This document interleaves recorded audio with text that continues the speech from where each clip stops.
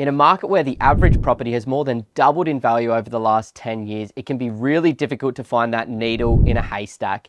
Now that's what I'm going to share with you today, the 6 most undervalued suburbs in Brisbane with great long-term growth potential. Let's get into it. The first suburb I want to talk about today is Redland Bay down in the southeast of Brisbane's beaches. It's about 32 kilometres as the crow flies from the Brisbane CBD, and you can currently drive from Redland Bay to the Brisbane CBD in less than an hour. Over the last 12 months, it has underperformed in comparison to the average property in Brisbane, going up by just over 5%. Now, over the last 3 years, it's been consistently performing up over 22%, but what gives me a really good reason to believe that Redland Bay is statistically undervalued is that over the last 10 years, it's only increased at an average of 6% per annum, meaning that the average property in Redland Bay is currently only 60% more expensive today compared to 10 years ago. Now, one of the great things about Redland Bay is the average household income is above $2,000 per week. People are around the age of 40, there's great schools nearby, and it's an area that is continuing to gentrify as time goes on and the population grows. Now, back in July, there was an incredible property that sold for just $770,000 in Redland Bay.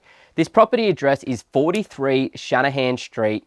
It is a 3-bedroom, 1-bathroom, low-set house on a small 405 square metre block of land. Now, even though you're on that 400 square metre block of land and you've got the small 3-bedroom, 1-bathroom house, the reason that this is such an undervalued property in such an undervalued suburb is it's just 3 rooftops away from the water. Now, there's not many areas in the country where you can buy within 30 kilometres from a major metro market like Brisbane or Sydney or Melbourne or Perth or even Adelaide, where you can still buy a 3-bedroom house for under $800,000. The next suburb that we're going to talk about today is Chermside in Brisbane's north. Now, most people struggle to find value or undervalued properties in suburbs within that 10-kilometre radius from the CBD, but Chermside may be the last one. With a 10-year average annual growth rate of 6.3%, this suburb has underperformed in comparison to some of the neighbouring suburbs, and I think this is because it does have a little bit of a stigma and it does have a slightly lower socioeconomic demographic.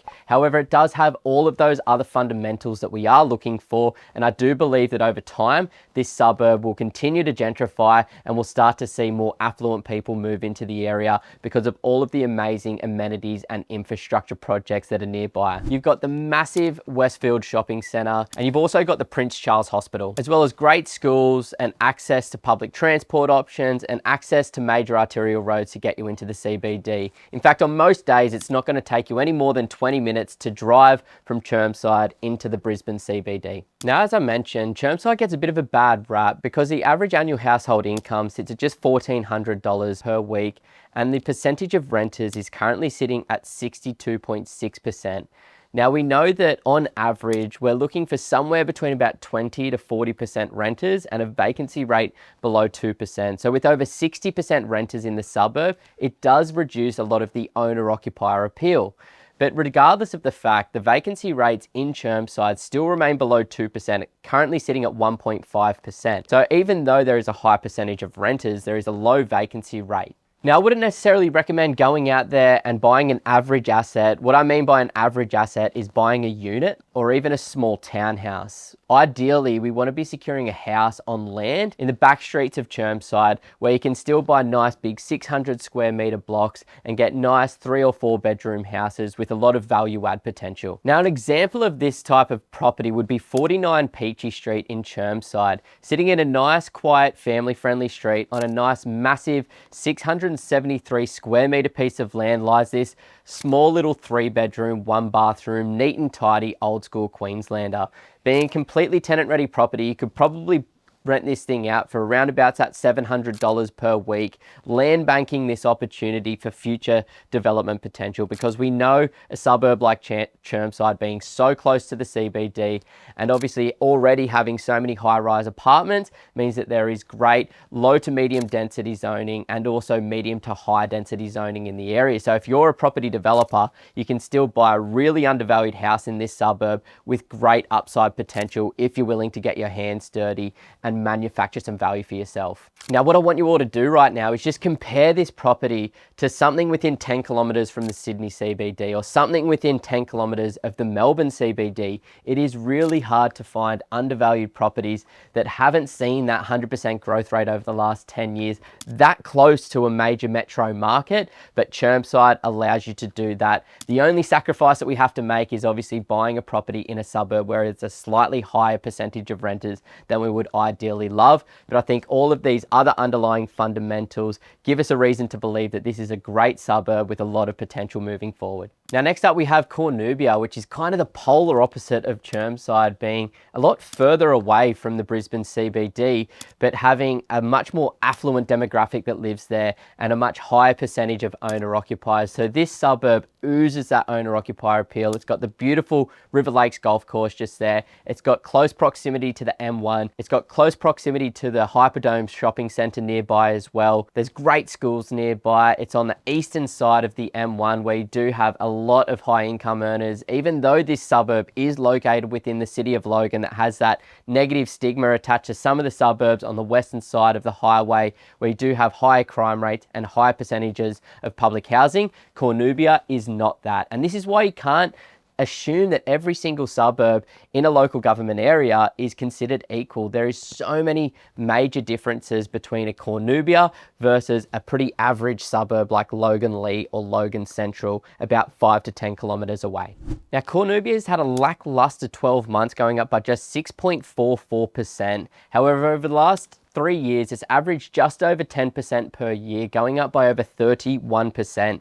And what I love most is, once again, seeing that 10-year growth rate being below 7% at 6.86% right now. So statistically, this suburb is currently undervalued in comparison to the average property within Brisbane. With a median house price of $1,075,000 and a median weekly rental income of $750 per week, you can still find great value in this particular suburb. Now, there is only about 129 properties that sell every single year in Cornubia, so it can be difficult to find the needle in a haystack. Once you eliminate the flood zones, eliminate all the main roads, and you're looking in the nice, quiet, family-friendly streets, that's obviously meaning that there isn't a huge amount of supply to consider in that suburb. However, it is worth the wait because the average household income is $2,348 per week, making it higher than the average household income of Australia and higher than the average household income in Brisbane. And this is attracting a lot of owner-occupiers. In fact, 87% of people that own properties in Cornubia are owner-occupied residents that live there, and just 13% of people that live in Cornubia are renting right now. Now, I'm going to throw a little curveball at you today with the property that's recently sold in Cornubia, and the reason is this one's sort of a standalone house, but it is in a strata titled complex right on the golf course. So if you look at number 11/10 Penina Circuit in Cornubia, you get this beautiful double-story 3-bedroom 3-bathroom house on a 330 square meter block of land. So if you're somebody that likes your threes, then this is a property for you. It's recently sold for $900,000 in July, and the property backs onto the golf course. So you've got incredible views from the backyard, obviously walking distance to the golf course there, surrounded by a lot of owner-occupiers.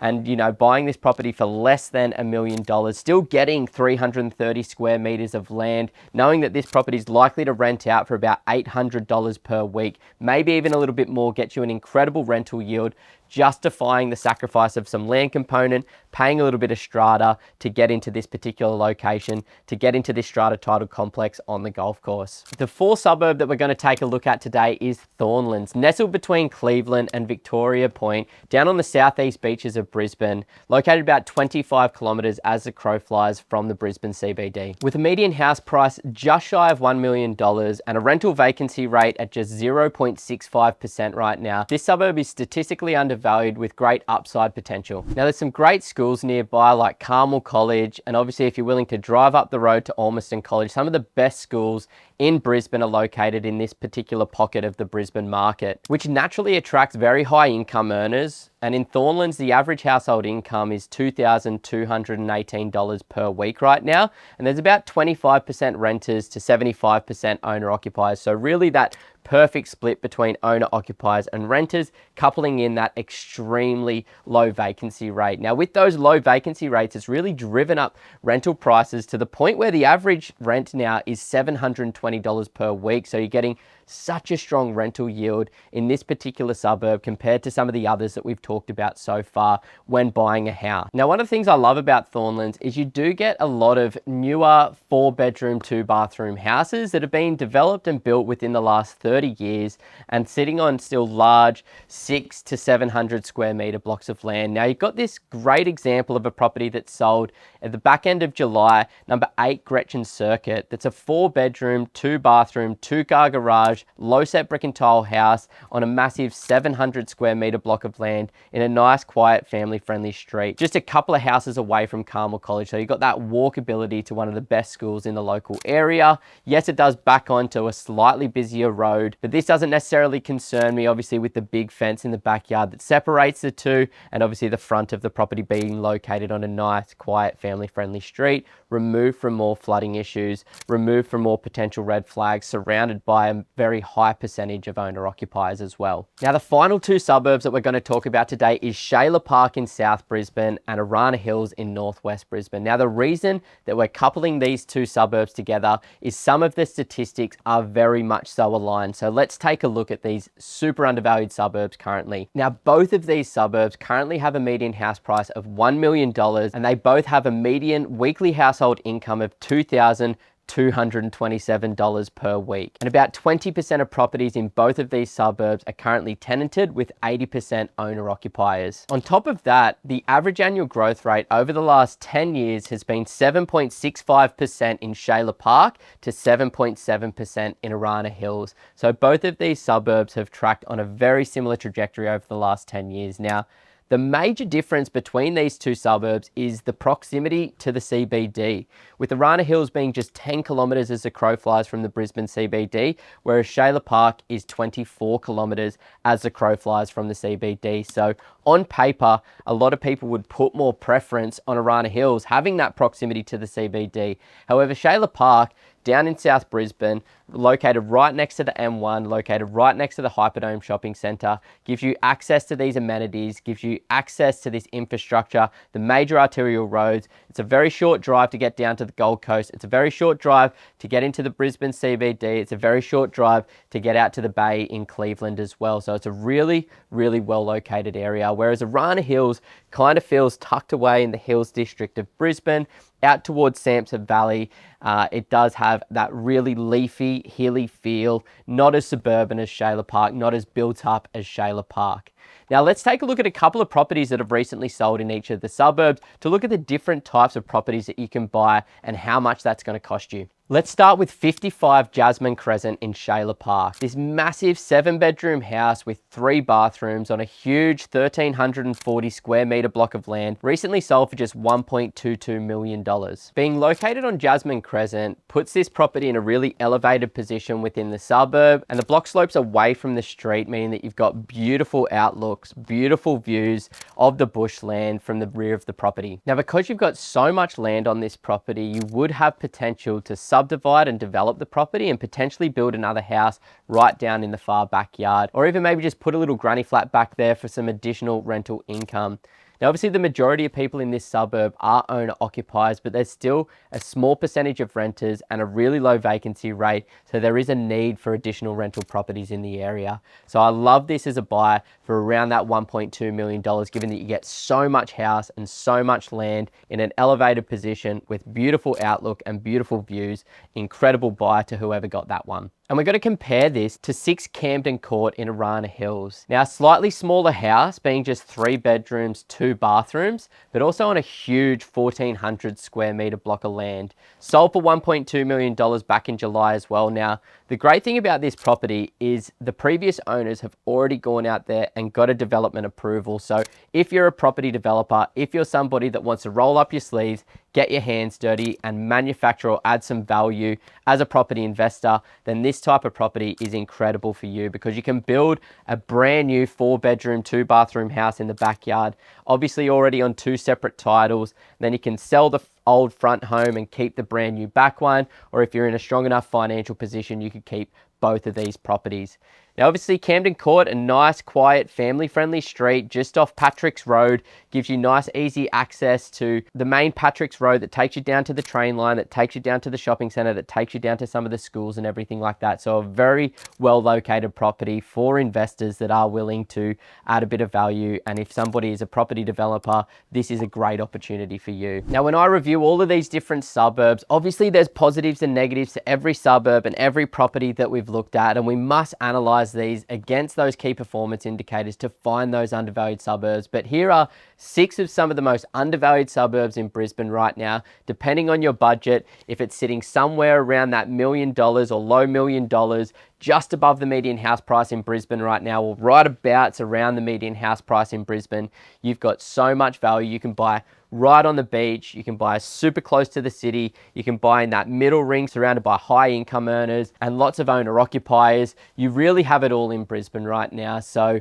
whilst it is difficult to find that needle in the haystack right now, and not all suburbs are considered equal, if you've got $1 million plus budget, then these are 6 suburbs that you should absolutely consider. G'day guys, my name's Ben and I'm the director here at Pumped on Property, and I just want to say a massive thank you for watching our content today. Now, if you're thinking about buying an investment property in the next 3 to 12 months, then the team and I would love to offer you a one-on-one strategy session. In that session, we can talk about exactly where you are right now, where you'd like to be longer term, and we can deeply educate you on the Australian market. And then you can take that information and go and absolutely smash it on your own, or potentially become one of the small number of clients that we work with each week. To book your session, all you have to do is go to www.pumpedonproperty.com and click that book your free strategy session button. But either way, we wish you all the best on your journey as an investor to financial freedom.